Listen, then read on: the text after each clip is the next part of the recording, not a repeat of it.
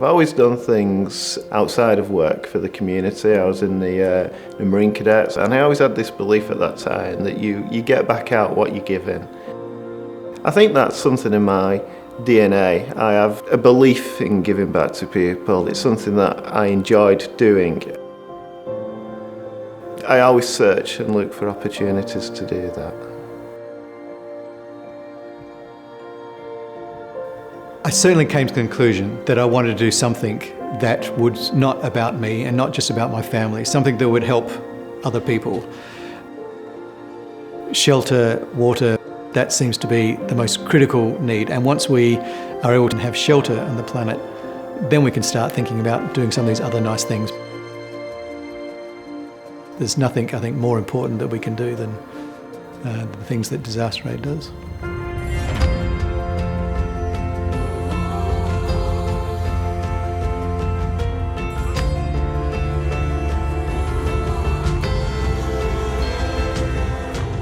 I've met people and spoken with people who have all different stories. It affects different people in different ways. Their whole life is turned upside down. So to be able to build their own house for their family, it gives them pride and satisfaction and dignity for sure. I have a sense of pain and a sense of desire to help them. And sometimes when you speak to them, they have a desire to bounce back and they have a desire to recover. And it's not an act of charity, it's helping other people to help themselves. That's the basis of our work. We don't go in and throw our products at people and say, here, be grateful. After a disaster, people are terribly distressed. There's so many things that are going on. Yes, they've had their house blown away, but they've also probably had their living blown away. They've lost family, they're in distress. There are so many things that need to happen immediately after a disaster.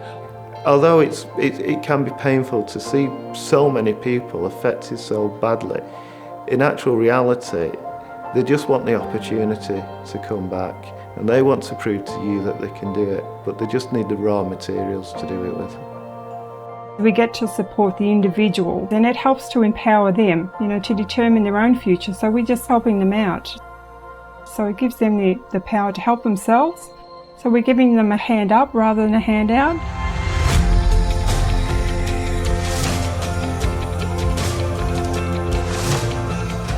They are rebuilding their lives. They are taking ownership. They're not taking a handout. When these trucks roll into a village full of aid, everybody is there to receive it. Every single person comes out. When you leave it with them, they can be quite tearful and it can be quite emotional. And that makes me emotional. That sense of dignity that's returned to them is just enormous for them. They just feel as if we've given them something that they never thought they would get back. And they can't help but say thank you. But I know that thank you isn't really for me, because that thank you is really meant for those Rotarians and those people who provided that aid and set up the structures for that. Honestly, the donors are the true humanitarians, because without them, we achieve nothing. I feel like it's a privilege that I can help other people.